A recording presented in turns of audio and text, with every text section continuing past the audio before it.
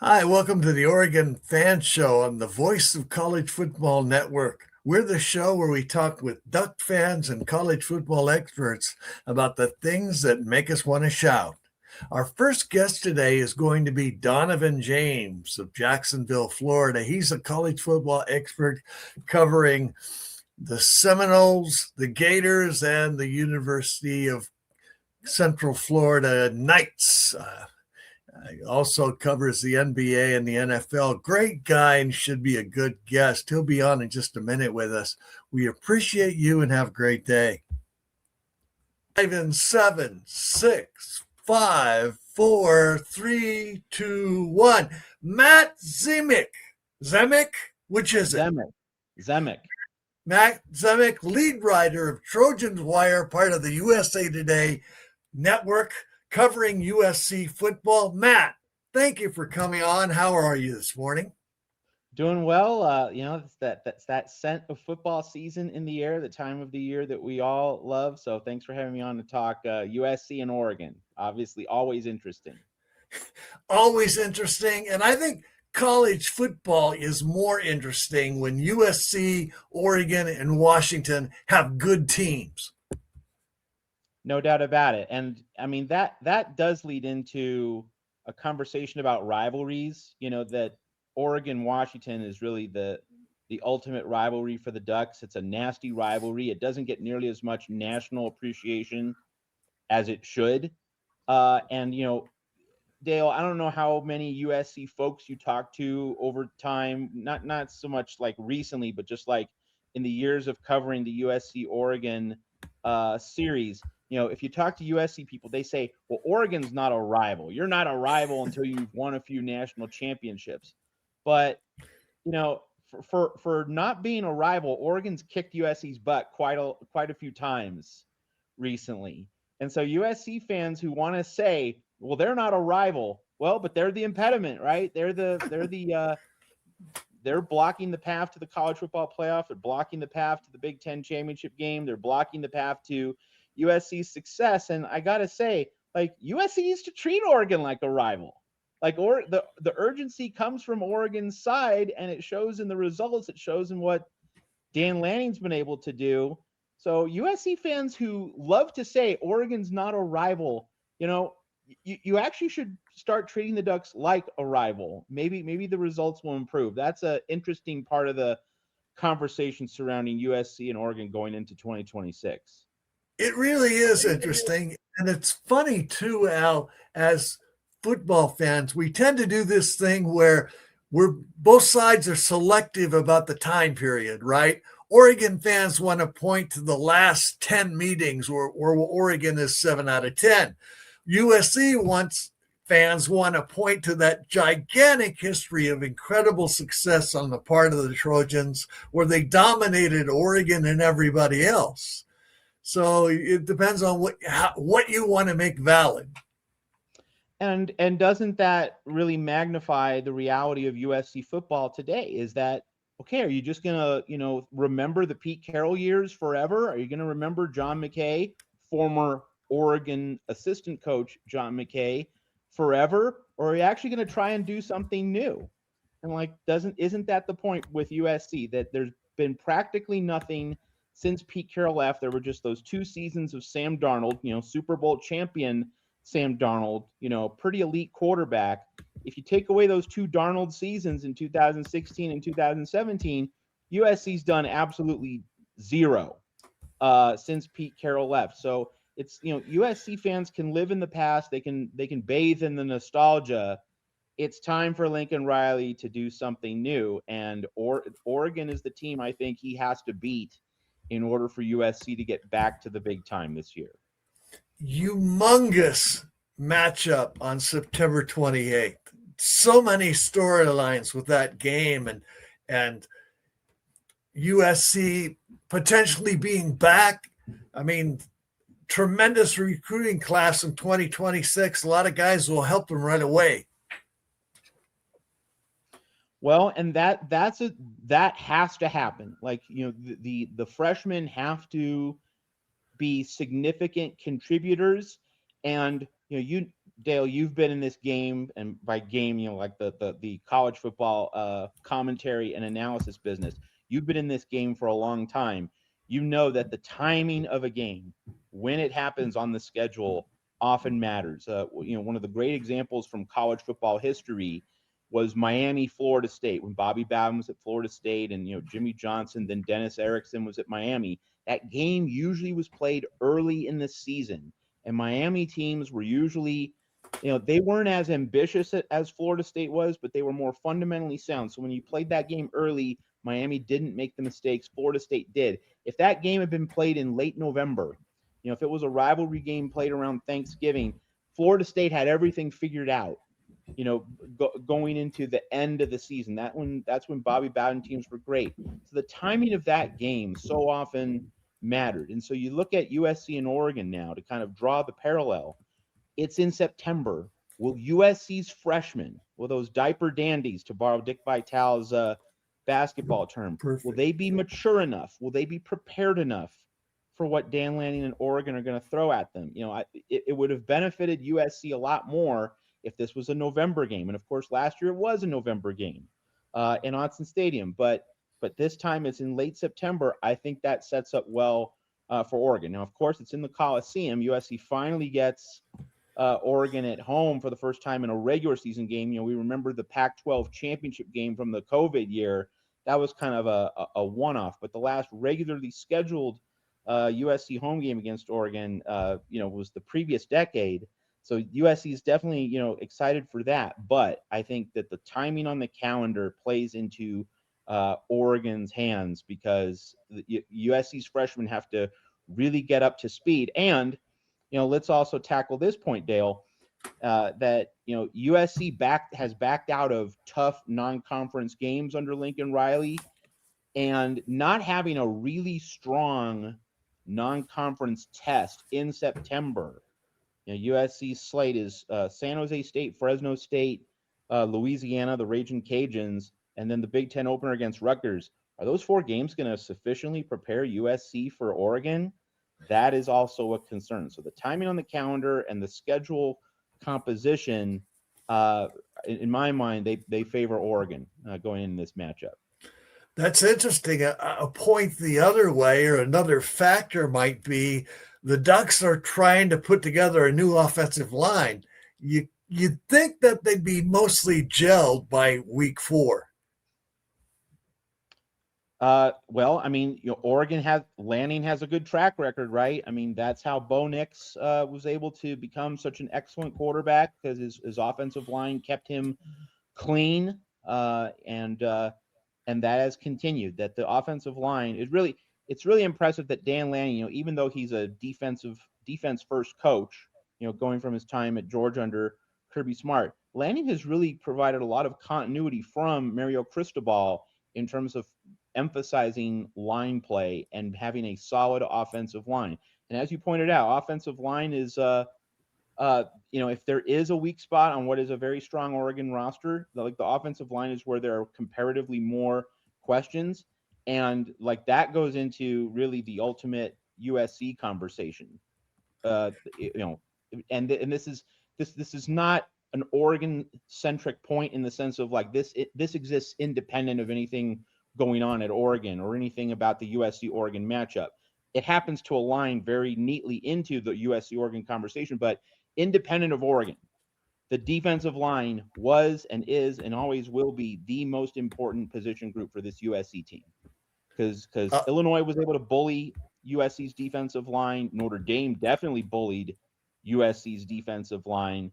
When USC couldn't stand up to an opposing offensive line, there was just no shot, no chance for the Trojans last season. That's where they have to make an improvement and upgrade more than any other spot on their roster, because the offense is going to be good. And their secondary, there was a lot of injuries and illnesses last season, so that was kind of an incomplete. But their defensive line was young, it was untested, and it got shoved around. If this USC defensive line is not significantly better, it can't just be minor incremental improvement. There needs to be a substantial jump on this USC defensive line for everything to come together. And so the Oregon game, obviously important for all the obvious reasons, but the fact that Oregon's offensive line is, maybe the one area where the Ducks aren't fully solid, or at least have some lingering questions, it just heightens that point that the USC defensive line has to be at its best for the Trojans to meet their marks this season. So in that area, it's a clash of culture and growth and development. No question. Let me ask you this, Matt. Do you think the problem with the defensive line and where they've fallen short over the last couple of years is more of a culture issue or a personnel issue? It was both. One of the decision that Lincoln Riley, we'll see if Lincoln Riley ever figures it out. And of course, this year could be his last if it really goes wrong. I'm sure are very interested in what I have to say about Lincoln Riley's hot seat. I think if he goes 9-3, he will get 2027. But if he goes 7-5, I think he has to be gone. Like, he can't step on a rake again and expect to get another year, even with all the resources being poured into new football facilities, the NIL program getting straightened out under Chad Bowden since he came from Notre Dame.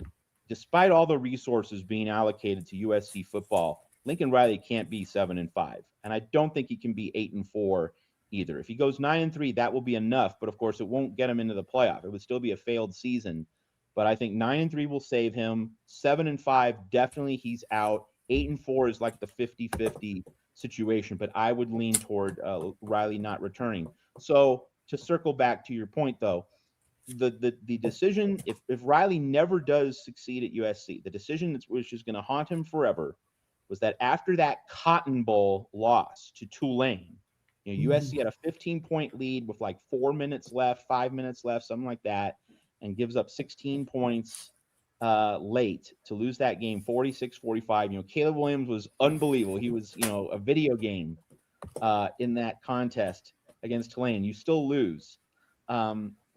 The idea that Alex Grinch wasn't fired on the tarmac right after that game. Like, how do you bring back Alex Grinch for that Caleb Williams' second year in 2023? So to this point, Lincoln Riley's never recovered at USC from that horrendous, inexplicable decision to retain Alex Grinch. And so he's been kind of chasing a ghost at defensive coordinator. He had one good year from Danton Lynn in 2024, but then wasn't very good last year. So that's the personnel side. And in terms of culture, Lincoln Riley brought his strength coach from Oklahoma when he came to USC, Benny Wiley. And the people at Oklahoma told me that, Benny Wiley presided over a decline at Oklahoma, that when Lincoln Riley came aboard, there was a different strength coach from Bob Stoops, a guy named Jerry Schmidt. And he's the guy who kicked butt. He's the guy who really turned Oklahoma into a force. And so Lincoln Riley's 2017 team, which lost to Georgia in overtime in that classic Rose Bowl, that was a Jerry Schmidt team in terms of the strength and conditioning program. Now, Oklahoma wasn't bad in 2018, 19, 20, continued to win Big 12 championships, but it was never as good as that 2017 team. So the strength and conditioning, Lincoln Riley inherited a really strong situation at Oklahoma, but he put his guy, Benny Wiley, in, and Oklahoma began to decline. And so when he kept Wiley, when he went from Oklahoma to USC, Oklahoma fans were saying, USC's not going to measure up front. And Oklahoma fans were right. And that's something USC fans have to admit, that the criticisms of Lincoln Riley, the patterns that were happening at Oklahoma, Oklahoma was still really, really, really good, but it was going down from 2017, 18, 19, 20, still a lot of success, but not nearly as dominant success or overwhelming success. And so then you take Riley and Benny Wiley out of Oklahoma, you put them at USC, the strength and conditioning has not measured up. So that brings me to this next point, that last year, USC hired Trumaine Carroll, Coach Carroll at USC, but not Pete, Trumaine Carroll from Kansas State. And he was hired in the spring. It was either late April, early May. So he couldn't implement his full strength and conditioning regimen for the 2025 season. This is the year when we get to see if the new sheriff in town, the new strength coach, makes USC leaner, tougher, more muscular, more rugged, more resilient. So, in terms of personnel and culture, in many ways, Trumaine Carroll is the most important assistant coach. You could make the argument he's more important than Gary Patterson. In my mind, like, you don't have to choose. Like, they're both on trial, Gary Patterson and Trumaine Carroll. But like, everyone's focusing on Gary Patterson. So I want to point out for your Oregon audience, Dale, that Trumaine Carroll, the strength coach, are these guys really going to be tough? Because we all know, we can just say it, USC has been Charmin soft under Lincoln Riley. Lincoln Riley has presided over soft teams that wilt on defense, that can't win a street fight. So Trumaine Carroll was Riley's long overdue attempt to get his strength and conditioning program right. And this is the year we find out if that hire really matters. So Gary Patterson has to know the X's and O's.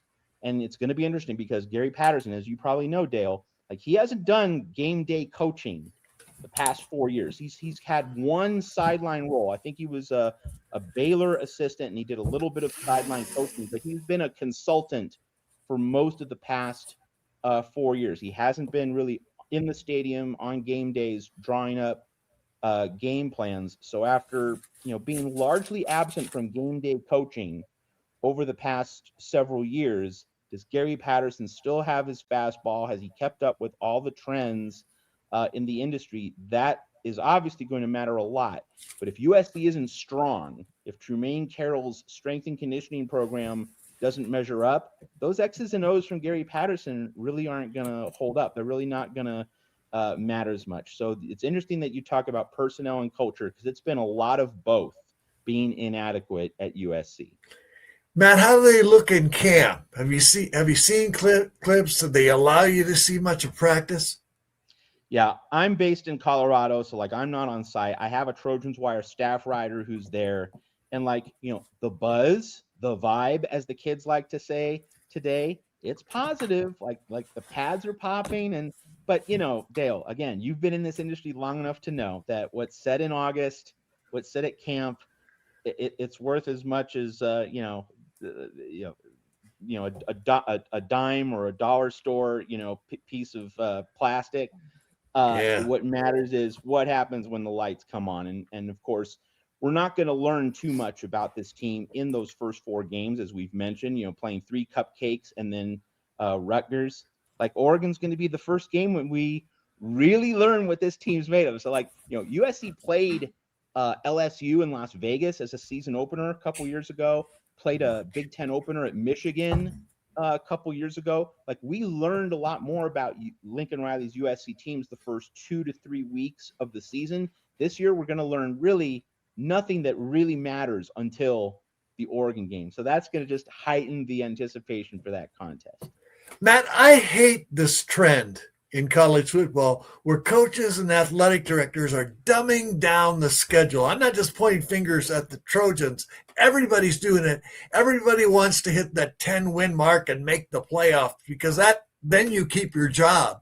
So in pursuit of that, we've got all these programs that are ducking everybody in the preseason, and we learn nothing about those teams.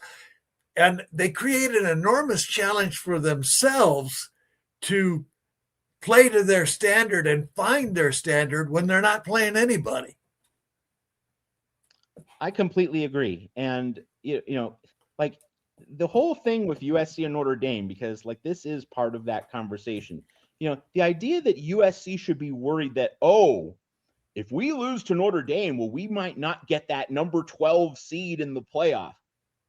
When did, like, Dale, help me out. When did this happen? When did a school such as USC, with its proud tradition and heritage, become worried about, we might be number 13 instead of number 12 in the end of season rankings? Oh no, we shouldn't play Notre Dame. What's in it for us? Like, when did that happen? When did USC become pansies like that? And when did other programs? Because yeah, you're right, it isn't just USC.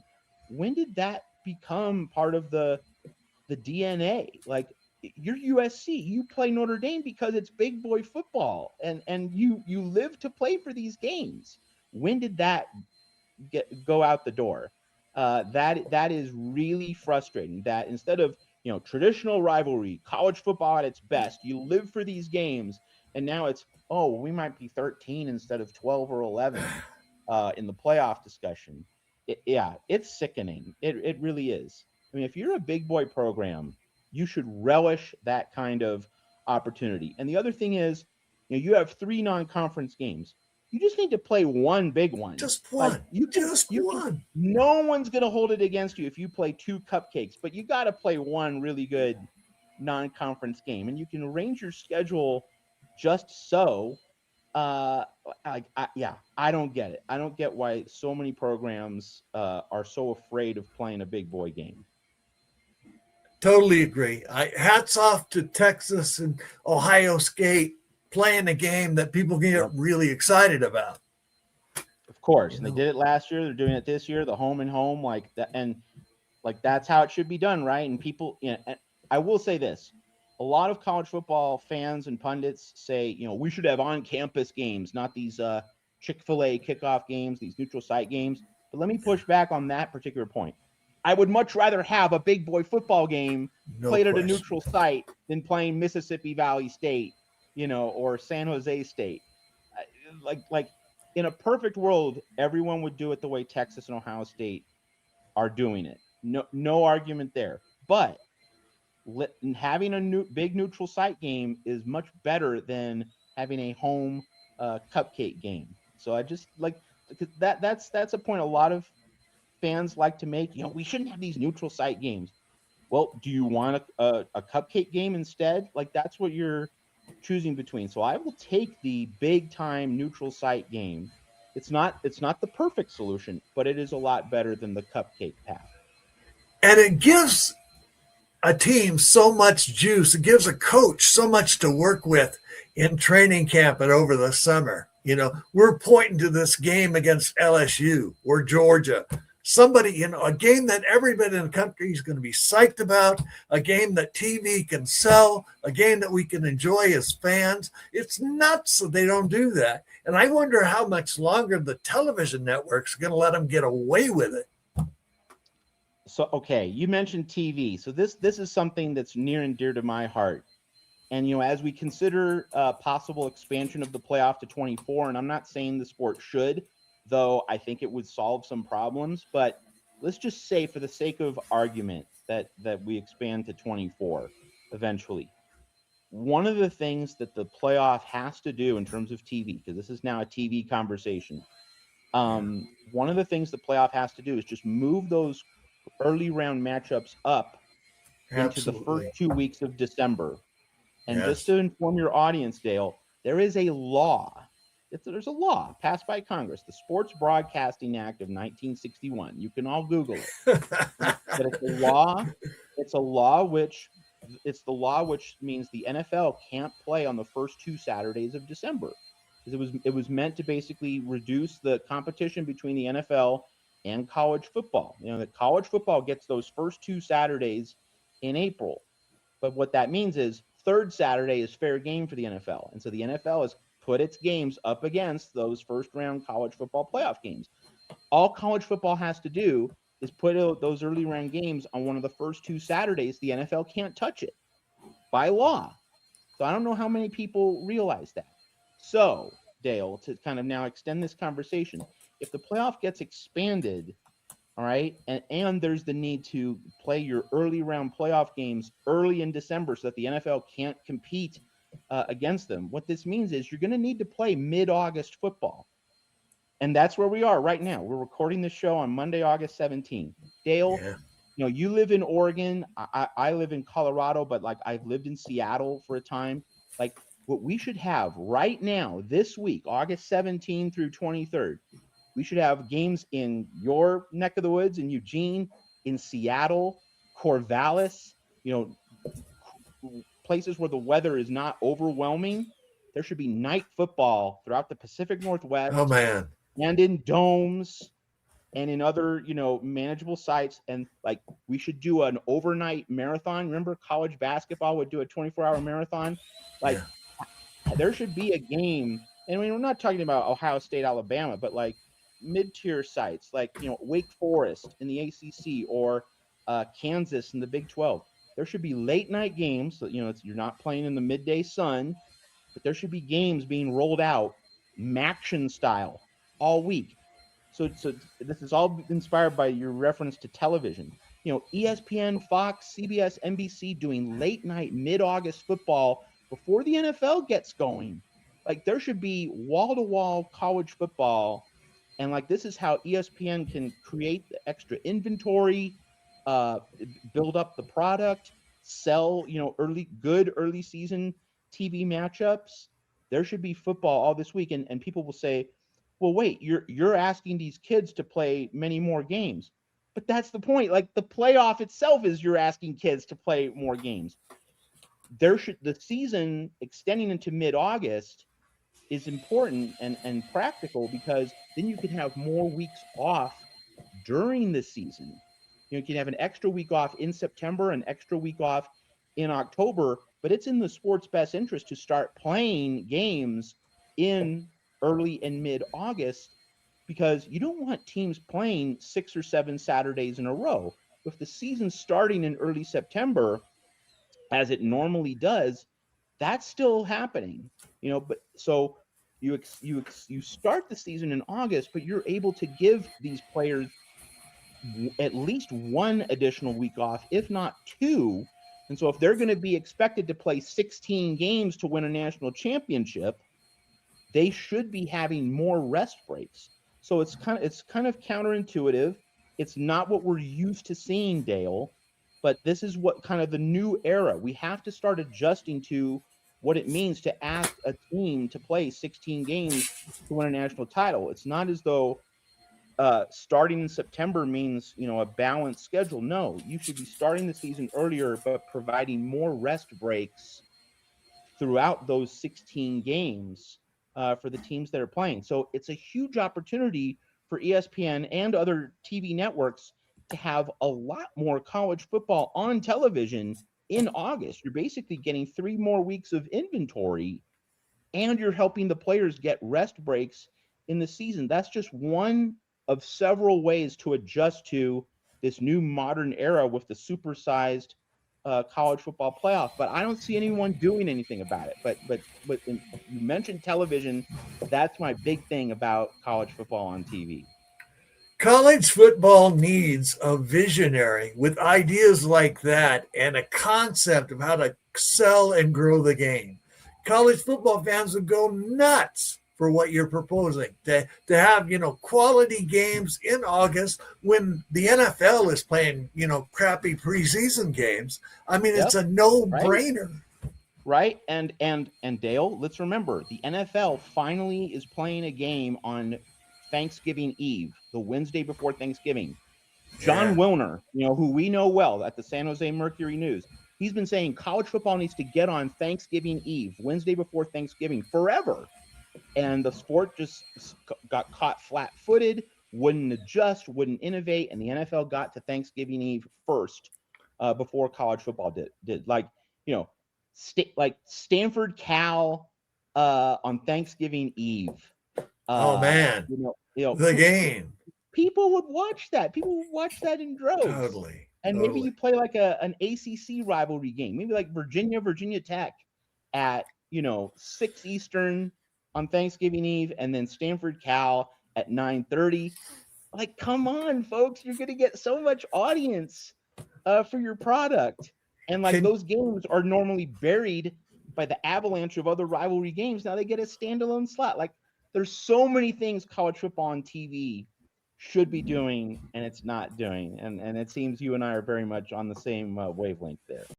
Totally. I like your idea about the extra bye weeks during the season, because these are not 26-year-old men. These are guys who supposedly are supposed to be going to class.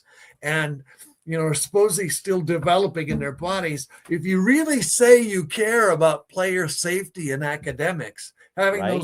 those extra bye weeks during the season just makes a ton of sense.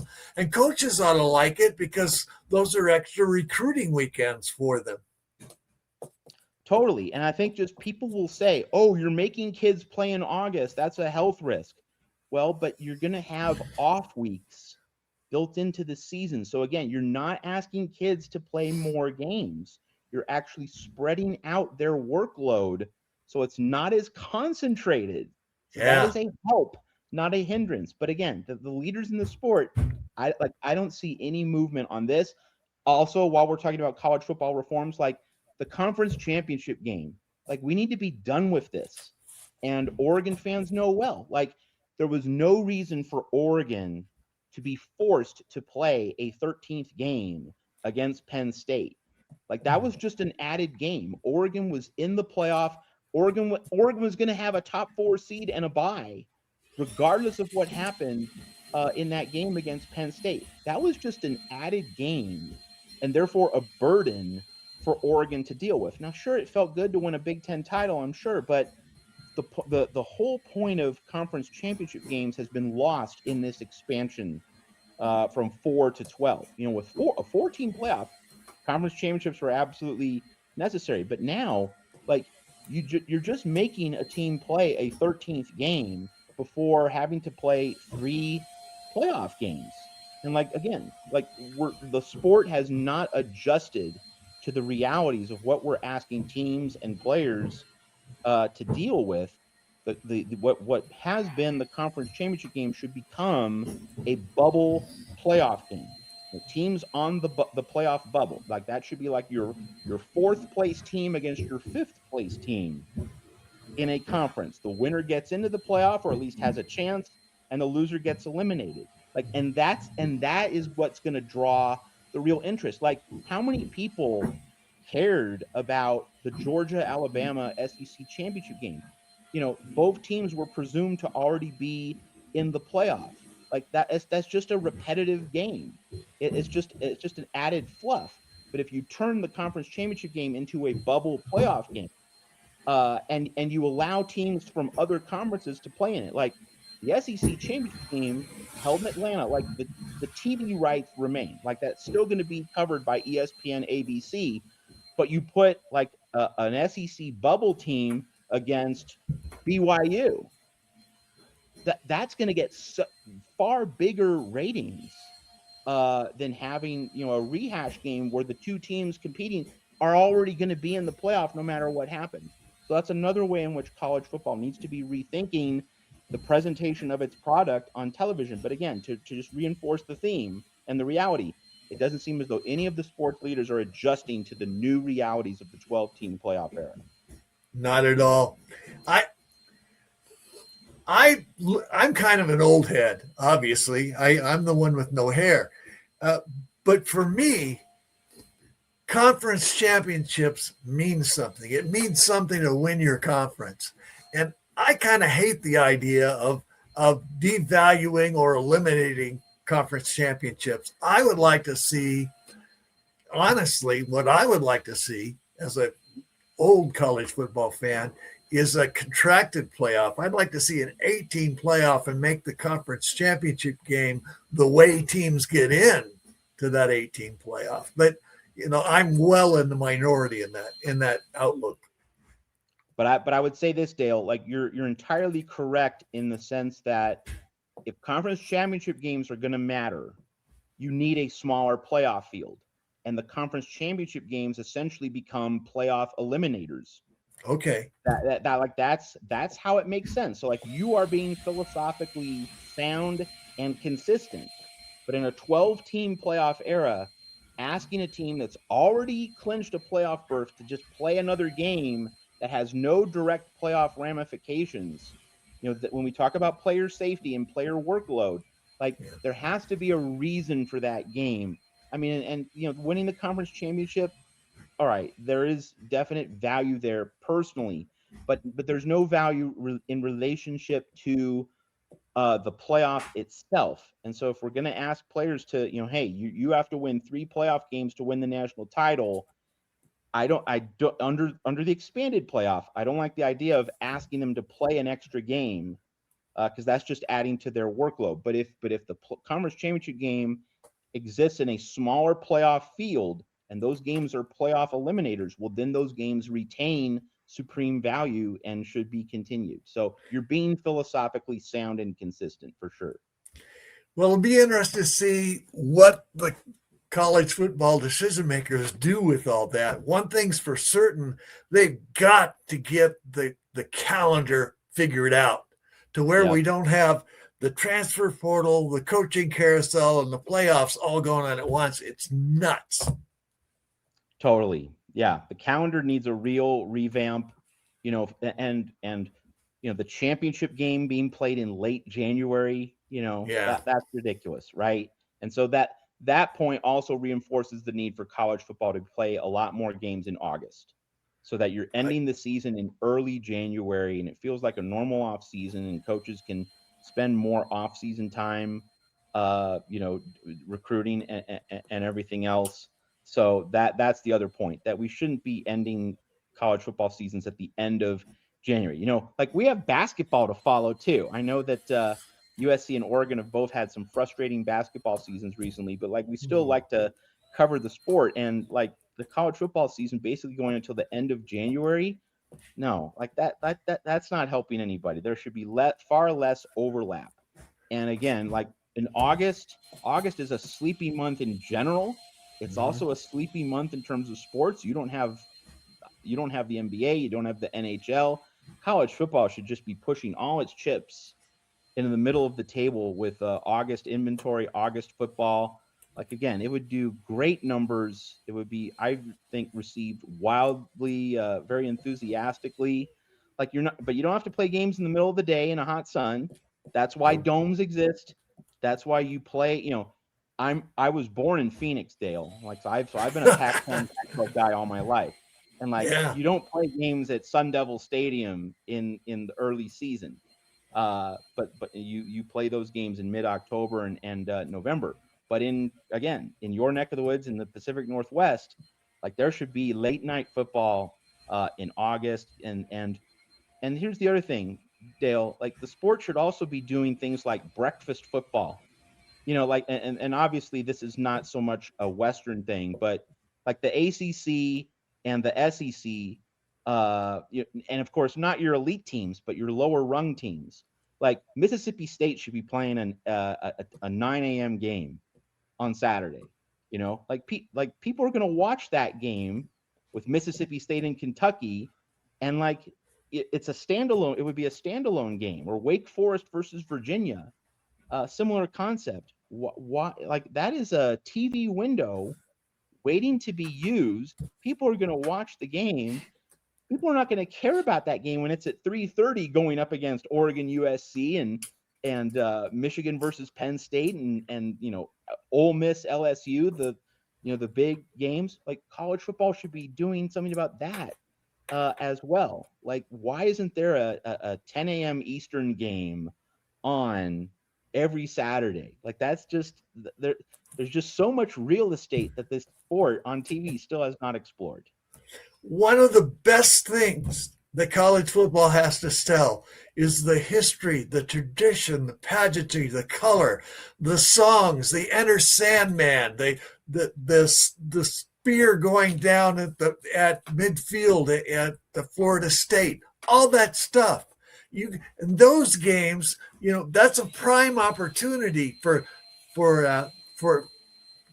college football to tap into all that rich, enjoyable stuff for maybe some teams that aren't top tier, but they still got that.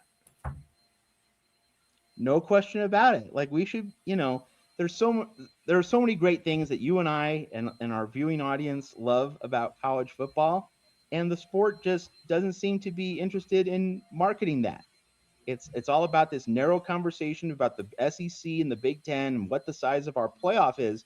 Hello, there are so many other issues and so many other opportunities to grow the sport, to present it to the wider share of the public, to reach out to new generations of fans. Yeah. Speaking in my position as a USC blogger and editor, like USC fans, younger USC fans don't know what it's like for USC to be a juggernaut program. So like there needs to be a way to maintain interest in the sport. And I'm not just talking about, USC needs to be good. It's more of, hey, there are these things that used to exist and they mattered to previous generations, and getting the current generation to understand why this is special and why this matters and why it's worth preserving. You don't see the sport broadly, having that kind of focus with how it presents its product these days. Oregon has a videographer named Scott Anderson, does a series called Ducks versus Them, and another one called Under Construction in the preseason. Have you seen it at all? I have not. Well, I know that Oregon has a first-rate operation, though. Like that's part of why the program is in such good shape. It's run so well from many angles, but I haven't seen it. No matter, the point being that he does such a tremendous job of introducing fans of all ages, the casual fans who go to tailgate and the hardcore X's and O guys who can talk to you about the third team edge rusher for 2 hours. He gets all of those people involved by creating these films about what's going on at practice, or how the team prepared in a given week, or what was behind a victory. And he just has a gift for capturing the sidelines, the interaction between the players and what drives them. They're beautifully, beautifully done. USC needs something like that to reintroduce younger fans, or fans who've maybe gotten less interested in USC football. I mean, my goodness, they got the best film school in the world, right? They should be producing content that tells that story of everything that USC football used to represent, and Reggie Bush, and all the traditions, so that people begin to appreciate it more. That would certainly help, but of course, see, Dale, at Oregon, like you have a team that's been doing it on the field, and USC does not. And really, let's just stop and think. USC has been 0 for 12 seasons of the college football playoff. USC still hasn't gotten there one time. And in a competitive Los Angeles sports marketplace, with the Dodgers being two-time defending world champions of Goliath, the Lakers having, Luka and having their glamorous brand name, like they just got sold for like $12 billion, something like that. And then you have, the Rams are a Super Bowl favorite, many people's pick to win Super Bowl 61, which is going to be in SoFi Stadium. They won the Super Bowl the last time it was played in SoFi Stadium in Southern California. So it's a very competitive marketplace, and USC just has to get a playoff berth to become relevant again, and for those younger fans who don't remember what it was like for USC to be great, it was not just you had a great team, but like it was the cool place to be. You'd have Will Ferrell, Snoop Dogg, all the local celebrities, on the sidelines in the Coliseum. Like that's where the cool people went. And so like you can do as many of the slick videos and presentations as you want. Like it wouldn't hurt, but USC just has to knock that door down and get to the playoff for people to really make USC football a true conversation piece once again in Los Angeles. Well, it's a prime opportunity for a West Coast team this year, because the national championship game is at Allegiant Stadium in Las Vegas. So whether it's Washington, USC, or Oregon, this is the year to break the door down. If you get there, you're going to have, a 50% crowd, and you're going to have your people in the hotels and casinos. You got to seize that if you possibly can. Absolutely. And, that I think leads us back into an Oregon-USC conversation where Last year was a huge missed opportunity for the Trojans because they didn't play Indiana, they didn't play Ohio State. Their schedule was very manageable and not getting to the playoff last year because they tripped up at Illinois. That was Notre Dame was better, Oregon was better. Like those, like there was no idea of USC actually being in the same weight class as those two programs. But if USC had won at Illinois, a game it easily could have won, and some will say should have won, it would have been 10-2, probably would have gotten into the playoffs. So that's the burden going against USC. And Oregon folks, people watching your show, Dale, like getting down to brass tacks. What do I think USC is going to do this season? It's just hard to trust this team. I mean, even with all the good things that we're hearing in camp, like we always hear good things in camp, or at least we often hear good things in camp. But when it gets down to brass tacks against Dan Lanning and Oregon, like which team would you trust? And like, hey, like I'm gonna make more money. I'm gonna get more page views on Trojans Wire, my website, if USC beats Oregon. So it's obviously in my best personal interest to see USC beat Oregon. I naturally want it to happen, but as a cold football analyst, just trying to apply intellectual rigor and like predicting what's going to happen, I can't trust USC in this matchup. I have to lean on Oregon and Dan Lanning and the proven track record and winning the Big Ten and getting to the playoff the last few years. Like one program currently has a proven winning identity and one does not. And so USC does not deserve the benefit of the doubt going up against Oregon, and USC will have to prove it on the field. Like that it's really just that simple. We can all talk until the cows come home about the new USC defense and look at this number one freshman class and look at Gary Patterson and look at the new strength and conditioning coach. But until USC proves it, Trojans have not earned the benefit of the doubt. Oregon certainly has. Well, one thing that the Trojans do have this year could be their saving grace. It definitely fits the Lincoln Riley profile. Is they've got the basis of a scary offense. Jaden Maiava's in his fourth year quarterback. They got a good running game, and the receivers are going to be better than people think. I mean, Tanuk Hines just he had a 149-yard game against Oregon last year. So they're going to effing score points. I think there'll be a really dynamic offensive team, and that's one way. Like look at LSU in 2019. That's one way you can win a national championship. Yeah, in terms of USC-Oregon comparisons, obviously the quarterback comparison is fascinating, and I would invite every Oregon fan, and for that matter, every USC fan, to just wrestle with this question. If Jaden Maiava was playing for this Oregon team, this Oregon roster, and Dante Moore was playing for this USC team and this USC roster, would the preseason quarterback and NFL draft rankings be exactly what they are? Or would that have a real effect on how these two quarterbacks are evaluated? Because, Dante Moore, first off, let me just say this. Dante Moore is a winner. Dante Moore is a leader. Like he's Captain Clutch, that throw he made in Iowa City against Iowa on that final drive late in the Penn State game. The guy's clutch. The dude is clutch. So I'm not here to rain on his parade. But he was inconsistent. Like that Iowa game. He was inconsistent in that game. And I'm thinking that, just in terms of what the public perception of Dante Moore is compared to Jaden Maiava, I think it just has a lot to do with who they play for, the coaches they play for, the situations they're located in. If you changed the coaching situations and the helmets for these two quarterbacks, I think the discussion would be different.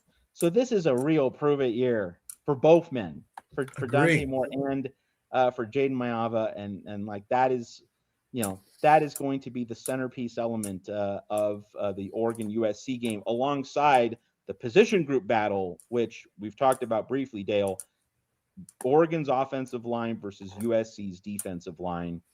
I think whoever wins, if there's a clear winner in that battle, and if there's a clear winner in the quarterback battle, Those are the two matchups or the two comparisons that are really going to decide that game more than anything else. Can you imagine what Twitter will look like on Saturday evening or Sunday morning or Monday afternoon if USC upsets the Ducks?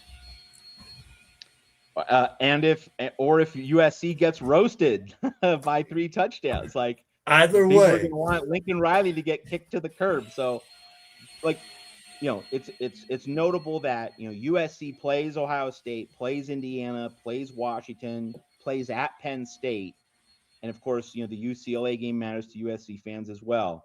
But there should be zero debate here that the Oregon game is USC's most important game of the season by far. Lincoln Riley has to get out of Dan Lanning's shadow.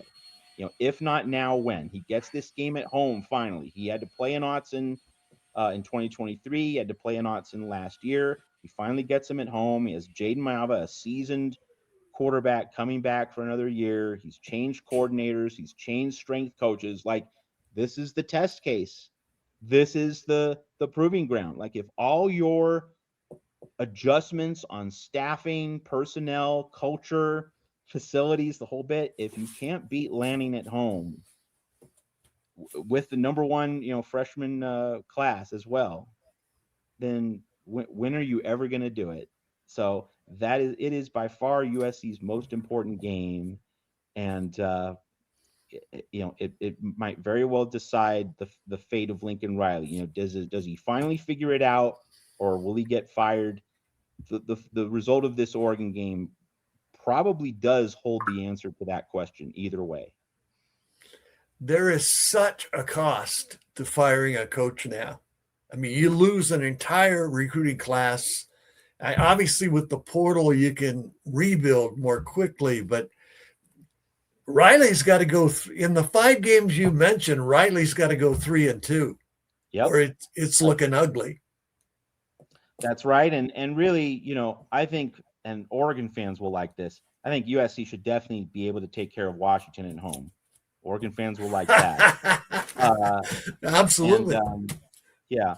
And I think, some people are high on Penn State. I'm not, because like Iowa State, this is basically Iowa State East. Yeah. Matt Campbell taking a large chunk of his Iowa State roster and replanting it in Happy Valley. Iowa State wasn't good last year. So I think I think USC wins that one. I think USC definitely loses on the road against Indiana, Signetti. So really, what it really is likely to come down to for USC is USC has to split Ohio State and Oregon at home. You got to win one of those two. Because if you go 0-2 in those, you're not going to win all 3 of the other big games. You're probably going to beat Washington and Penn State, but you're probably losing at Indiana. So really, when you drill down to the smallest amount of variables, USC has to split Ohio State and Oregon at home. If it doesn't, the season's going to be a failure, and Lincoln Riley's going to be sweating. Man, it's going to be a fascinating year and a lot of fun. I hope we get to talk with you again during the season. You've been incredibly generous with your time, and I had a lot of fun talking college football with you. This was a real treat, Dale. Thanks for having me. Matt, thank you, and have a great year. Take care. You too.